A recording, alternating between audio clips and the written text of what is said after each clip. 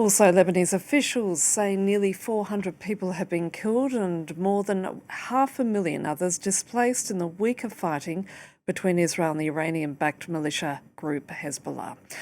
People in Beirut again waking to thick smoke in the skies this Monday after fresh airstrikes on the capital's southern suburbs. In the meantime, Hezbollah says it's fighting Israeli troops who landed in eastern Lebanon by helicopter across the Syrian border. On Sunday, the Israeli military said 2 of its soldiers had been killed in southern Lebanon, the first fatalities among its forces since the resumption of hostilities. Let's cross now to Catherine Norris Trent in Beirut. Catherine, what is the latest in regards to those Israeli strikes on southern Beirut? Well, Annette, you can probably see behind me some of the smoke, the plumes of smoke rising from the southern suburbs of Beirut, the area known as the Dahir. Here, there have been a succession of at least half a dozen airstrikes since 9 a.m. local time here this morning, when the Israeli army's Arabic language spokesman issued another warning that they were planning to carry out fresh strikes on this southern area of Beirut, known to be a Hezbollah stronghold. Now, the Israeli army say they are striking branches of the organization Al-Qard al-Hassan, which is the financial wing of Hezbollah, which Israel accuses of financing Hezbollah's military activities. They had put out blanket warnings for residents of this huge area of the suburbs, which used to be home to hundreds of thousands of people. They had put out massive evacuation warnings, ordering people to flee in order to save their lives. And over the past few days, we've seen lots of airstrikes on that region.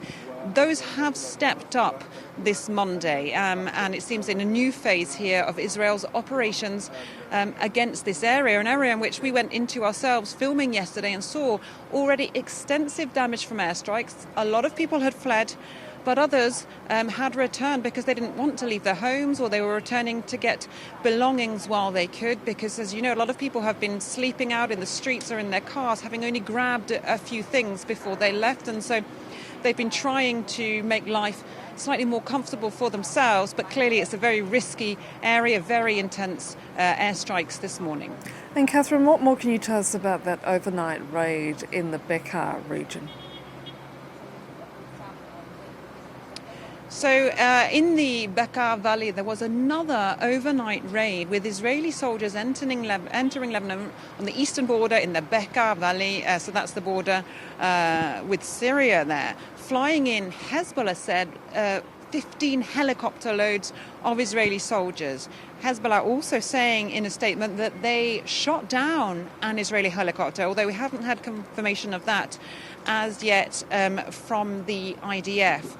Israel had conducted an overnight raid in this area of the Bekaa Valley around Nabishit, a village there, and there was extremely heavy fighting, lots of bombing there, and death toll of more than 40 people killed there. Now, we haven't had any casualty figures from Nabishit, but it seems like that is a very active front of fighting there as well.